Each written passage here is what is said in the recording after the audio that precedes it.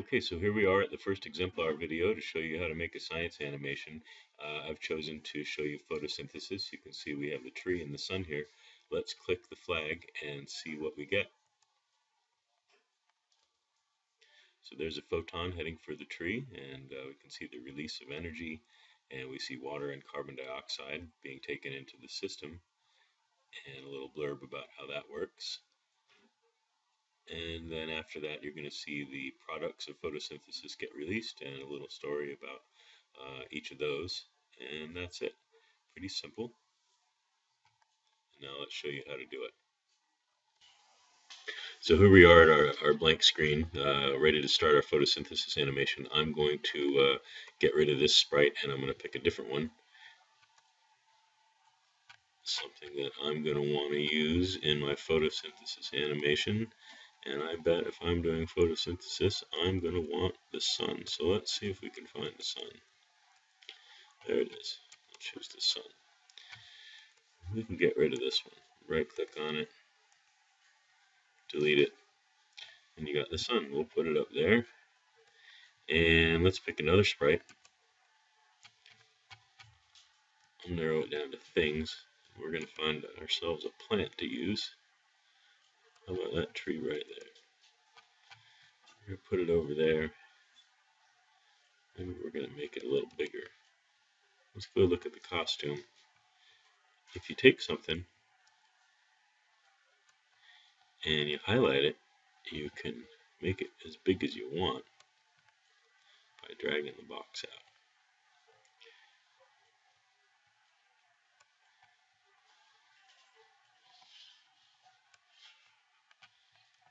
Okay, so there's our tree right there.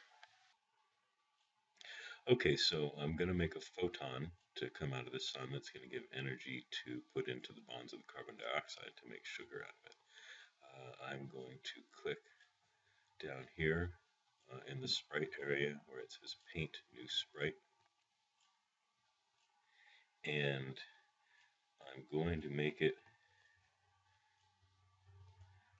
a vector because that gives me the pencil tool. I can draw it, and with a vector you can make it bigger or smaller as you need to. So if I draw it big, I'm going to make it purple to represent the energy. I'm going to make a nice wavy line as best as I can, which isn't very good. But what you'll see is that if I click select now, I can select it and I can make it much smaller, which of course it needs to be to represent photons and still fit in the picture. Make it that big. I can even make it a little smaller, and you can see that my terrible drawing doesn't look quite as terrible. Okay, now I need to make a molecule of glucose to represent the end product that's absorbed the sun's energy. So I'm going to click Paint New Sprite, and I am going to click on the text tool. This is a little tricky because I have to start the first line wider than it's going to end up being. Oops, I'm also going to make the carbons black. This video is sped up so that you don't have to sit through the whole process of watching me make the letters attain the right shape of the glucose hexagon, but you get the picture of what I'm doing here, and after that's done. So now I've made the letters of the carbons in the right place, and what I'm going to do is I'm going to make a line to connect them, and I'm going to make it purple because that's going to represent the absorbed energy that's stored in those bonds. I'm going to make it nice and big so we can see it, and then I'm just going to do a line connecting each of these.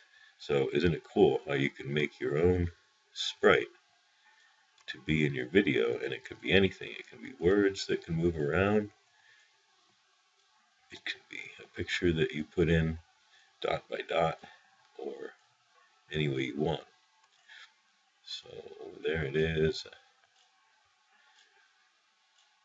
And that looks like it's going to work great. I'm going to select it, which when you're in bitmap mode, you select it, and then you can also make it bigger or smaller And you can change the way it sits, anything you want to do.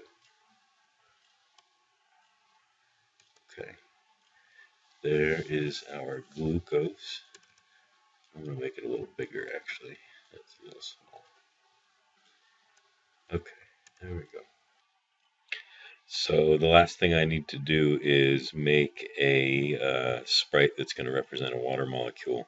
I'm going to do it a little differently than I did the carbon dioxide. I am going to just use the circle tool. I'm going to change the color. Let's see, we'll do the oxygen first. We'll make that red.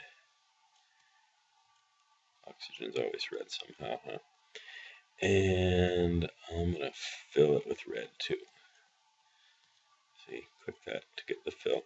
And now I'm going to go back to this. I'm going to change the color to blue because hydrogen always ends up blue, doesn't it? And I'll do a couple little circles there. And now I'm going to fill those with blue. And I'll make a black line in between them.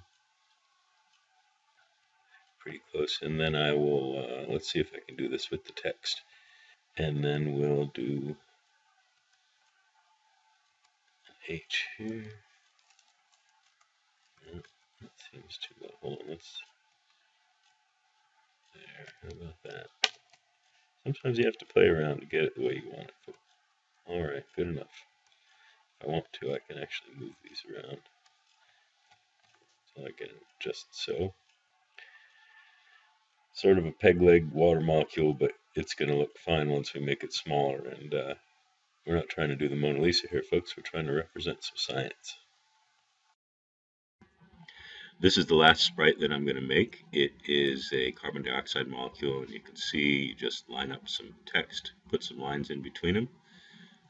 You want to highlight it to adjust the size to what you want, and then you're all set. Okay, folks, so here we are. You see all of the sprites that we've created assembled on the desktop. It's easy and fun to be creative and put them together how you want. And in the next video, I'm going to show you how to take these and turn them into a great science animation that your classmates can learn from.